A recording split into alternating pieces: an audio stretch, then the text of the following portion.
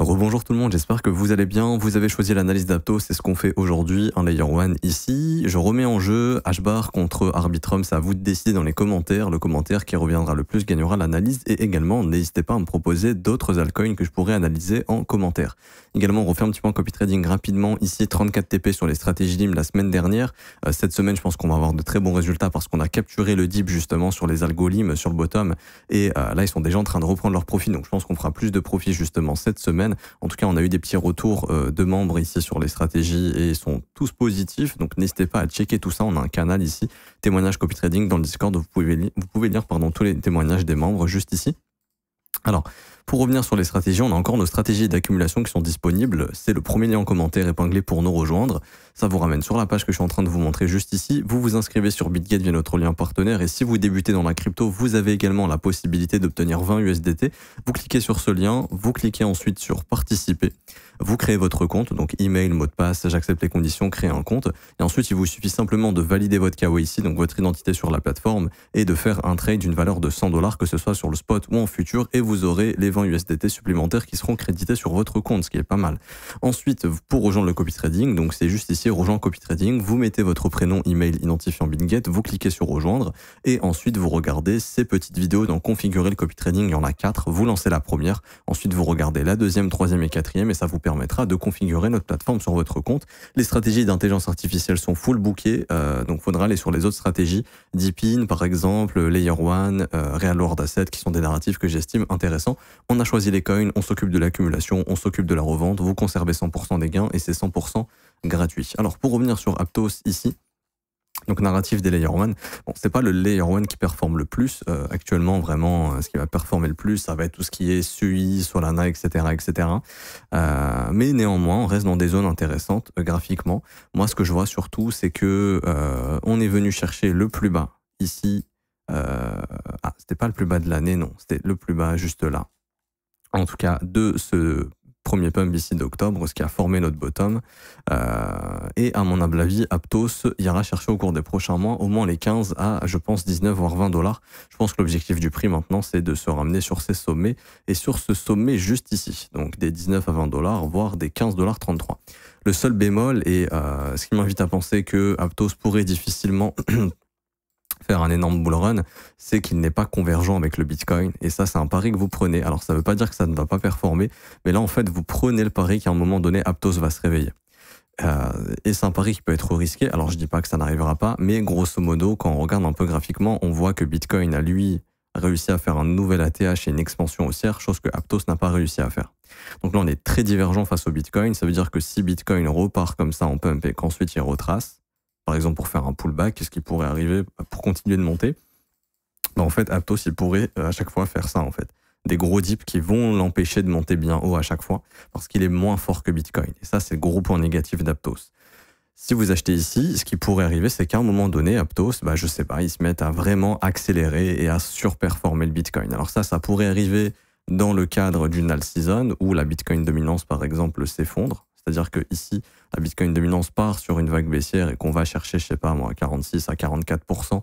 On pourrait avoir beaucoup d'argent qui va dans les altcoins et à ce moment-là, Aptos pourrait se réveiller. Mais tant que c'est pas le cas, malheureusement, Aptos reste divergent face au BTC et c'est ce qui fait que c'est un actif qui sous-performe Bitcoin. En termes de zones, on est venu chercher des zones intéressantes. Pour moi, c'est un graphique assez similaire à Solana pour ceux qui ont vu ma vidéo d'hier. Mais grosso modo, on avait toutes ces imbalances à combler, on y est venu et on en a profité pour refaire une petite prise de stop lundi en prenant ces plus bas juste ici. Et comme ça nous a permis de définitivement combler à 100% le petit morceau d'imbalance qui nous restait. Et là, on attend de voir si Aptos va pouvoir repartir à la hausse. Ce qui est intéressant, c'est qu'on a ce qu'on appelle un petit market structure shift ici, c'est-à-dire qu'on casse le dernier sommet précédent, ce qui est positif. Donc, en théorie, ici, on a quand même un signal de retournement qui est quand même encourageant sur Aptos, qui pourrait lui permettre enfin d'avoir marqué un bottom ici et de repartir dans une vague haussière.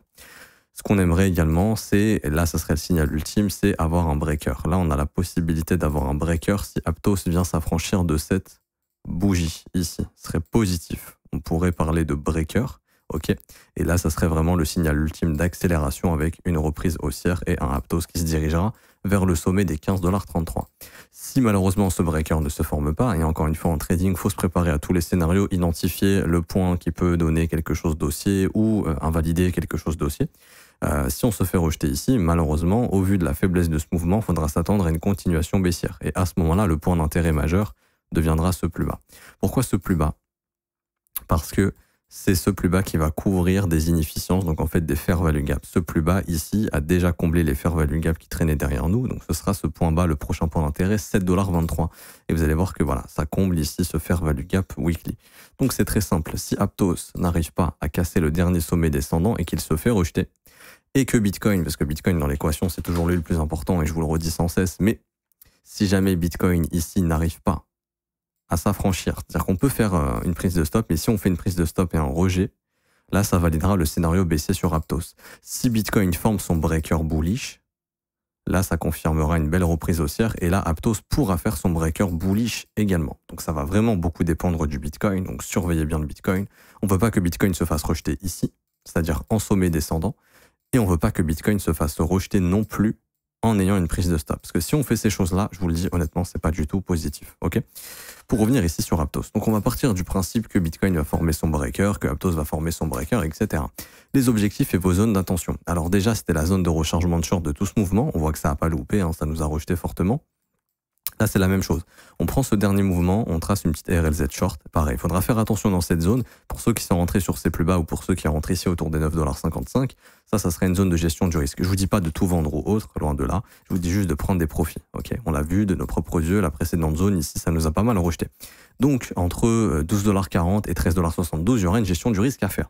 Dans l'idée, c'est de se dire que bon, Aptos, il va enfin réussir à péter cette résistance. Pareil, 15,33 $, ça sera encore une zone de profit ici. Donc prenez un petit peu de bénéfice également ici. Ensuite, une fois qu'on passe les 15,33 $, l'objectif sera d'aller chercher le sommet de 2024 et le sommet de 2023.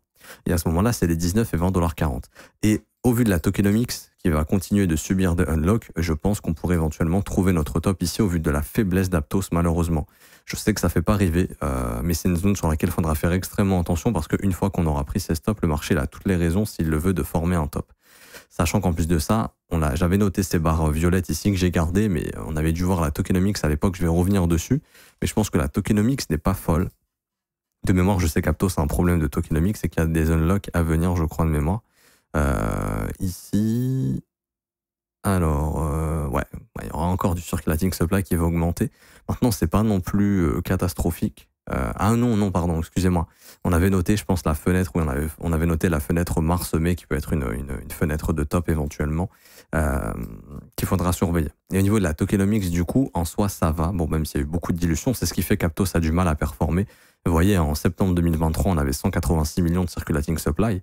Là, on a 426 millions. C'est ce qui cause justement un problème. Il y a quasiment, ça a triplé en fait, la tokenomics, ça l'a triplé en un an, ce qui a créé le triple en termes d'inflation. Donc on a tout naturellement, les prix ont du mal à suivre.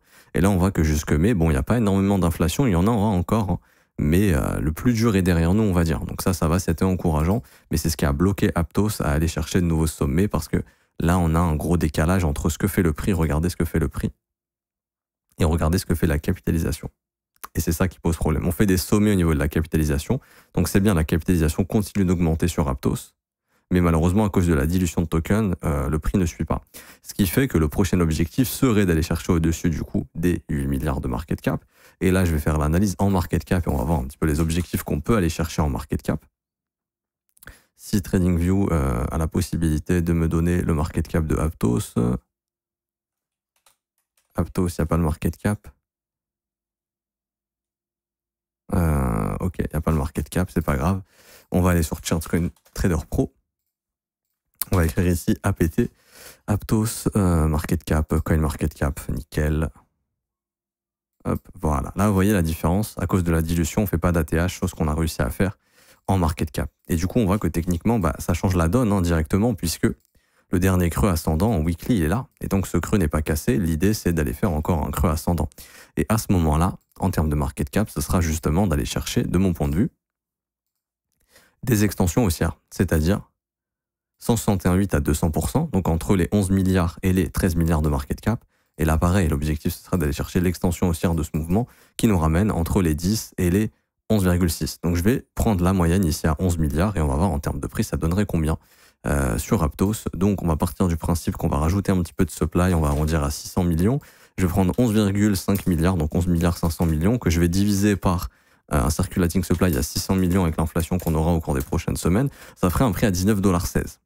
Donc les prochains objectifs nous ramènent justement proche de l'ATH précédent. Donc là, c'est 11,5 milliards de market cap. Pour vous donner une idée, à l'époque, pour venir ici en mars 2024 et en janvier 2023, on avait un market cap de, ici, 7 milliards 100 millions. Donc vous voyez, c'est à cause de l'inflation. Et c'est encore pire parce qu'en février 2023, c'était 2,7 milliards. Donc vous voyez le problème de l'inflation ici, qui fait que ça devient de plus en plus compliqué pour Aptos d'aller chercher des sommets à cause de sa dilution de tokens. Ça, c'est des objectifs qui sont réalistes, qu'on peut largement atteindre, je pense. Maintenant, on va voir un petit peu les objectifs. Et là, j'avais déjà calculé à l'époque que sur ces extensions, donc là, 11,5 milliards, si on va chercher à peu près ces zones, là, ça nous donnerait du 18 milliards de market cap. On avait calculé un petit peu vis-à-vis de l'inflation, etc., je pense. Ça, c'est pas impossible non plus. Là, on serait sur des prix entre les 30 et les 36 $. Maintenant, c'est sûr que quand vous allez investir sur un coin, pour moi, ce qu'il faut regarder, c'est est-ce qu'il est convergent avec Bitcoin ou non. Malheureusement, c'est pas le cas sur Aptos. Donc, Aptos est plus faible. Donc, pendant les dips, il retrace plus. Là, sur le dip du BTC, on est passé de 108 000 à 89 000, ce qui est une baisse d'environ, ici, 17%. Bitcoin, Aptos, lui, malheureusement, est sur une baisse actuellement de 48%, 46%. C'est à cause justement du fait qu'il soit divergent avec BTC et aussi du fait qu'il ait une inflation qui est aussi importante. Maintenant, ces sommets, je pense qu'on va y revenir au cours de ce bull run. Pour moi, ce sera quand même une prise de profit assez importante. Parce que là, il y en a beaucoup qui vont... Enfin, tout le monde va parler de breakout, de machin, mais faites attention. Hein. Ça serait probablement ici le dernier push haussier, faire attention, parce que là, Bitcoin était à 108 000, là, Bitcoin était à 74 000. Si Bitcoin il monte à 150 et que Aptos, il arrive par miracle à revenir ici, vous vous doutez bien que ça va commencer à être surévalué à la mort et qu'il faudra faire attention. Maintenant, il y a des attaques qui sont positives pour Aptos, je crois de mémoire que Aptos avait justement une TVL qui continue d'augmenter, donc c'est un réseau qui continue justement d'être intéressant. Je vais essayer de trouver ça sur des fils à main, on va écrire Aptos. Mais le problème, c'est sa tokenomics qui n'est pas bonne. Alors ici, Aptos, TVL, ouais, on voit au niveau de la TVL, vous voyez que ça a bien augmenté en USD, mais en Aptos également. Donc c'est une chaîne qui continue de progresser, et ça c'est positif. C'est juste, encore une fois, je le dis, la tokenomics qui n'est pas bonne. C'est mieux que DOT, c'est mieux que Polygon, par exemple. Donc ça, c'est plutôt sympathique pour Aptos. Okay, donc franchement, ces objectifs, pas mal. Et puis après, si on va push beaucoup plus haut, vraiment grand maximum, je pense que ça dépassera pas les 30 à 36 $. Et moi, je vous dis toujours, et je pense que c'est le cas, quand on regarde Others, en fait, on se rend vite compte, je pense, hein, qu'on peut aller chercher au cours de ce bull run sur la capitalisation des altcoins en dehors du top 10, entre les 750 et les 900 milliards de market cap, ce qui nous laisserait encore une progression de 500 à 600 milliards de market cap. Et après, la question, c'est de se dire, bah, Aptos, il peut récupérer combien sur ces 500 à 600 milliards? S'il peut en récupérer 10, déjà, c'est pas mal. Okay, 10 milliards de market cap, ce qu'il push dans les 15 milliards à peu près. 15 milliards de market cap, c'est à peu près ici un Aptos qui va venir, par exemple, dans les 25 $, quelque chose comme ça. Ouais, à peu près 25 $, 26 $. C'est pas mal, ok, c'est pas mal. Donc, ce serait déjà de bons objectifs. Et par exemple, une fois que Others, on arrive sur la trendline que je vous ai montrée, là, ça peut être intéressant de se dire, ok, je vais faire gaffe, le marché commence à être surévalué, on arrive sur des sommets proches des cycles précédents, au niveau de la projection haussière, ce sera peut-être le moment de TP massivement, c'est Aptos, ok. Donc voilà un petit peu pour Aptos. Je m'arrête ici pour aujourd'hui. J'espère que ça vous aura plu. Si c'est le cas, n'hésitez pas à laisser un petit pouce bleu, vous abonner si ce n'est pas déjà fait. Je vous rappelle en commentaire épinglé les liens importants, copie nos stratégies, mais vous avez aussi la possibilité d'avoir accès à ma petite vidéo formation altcoin plus les pépites, formation bullrun plus les pépites altcoin. C'est gratuit. Vous cliquez sur ce lien, vous remplissez le formulaire, ça prend 1 minute et vous aurez la formation par mail. Ensuite, vous avez aussi la possibilité de rejoindre mon école. C'est le seul abonnement qui est payant, 49 € par mois, c'est sans engagement. Vous avez aussi les offres 3, 6 et 12 mois qui vous sont proposées. Ce sont des paiements one-shot, mais moins chers. L'école, c'est simple, c'est un accès à la formation de l'école. 19 heures de cours vidéo, 8 modules. Vous avez tous les modules juste ici qui vous forment de A à Z. Analyse technique, gestion du risque et création de stratégie. On fait des watchlists ensemble, on voit des assets qui sont intéressants. On a fait par exemple les assets convergents avec Bitcoin récemment, il n'y en a pas beaucoup. Également, vous avez accès au brief que je fais avec les élèves tous les jours. On trouve des opportunités ensemble, on parle de gestion du risque, etc. etc. Je réponds à leurs questions, je fais des analyses de coins. Vous avez aussi des témoignages des membres juste ici. Quoi qu'il en soit, vous êtes les bienvenus. Je m'arrête ici, on se retrouve peut-être tout à l'heure pour une prochaine vidéo. À tout à l'heure, ciao ciao.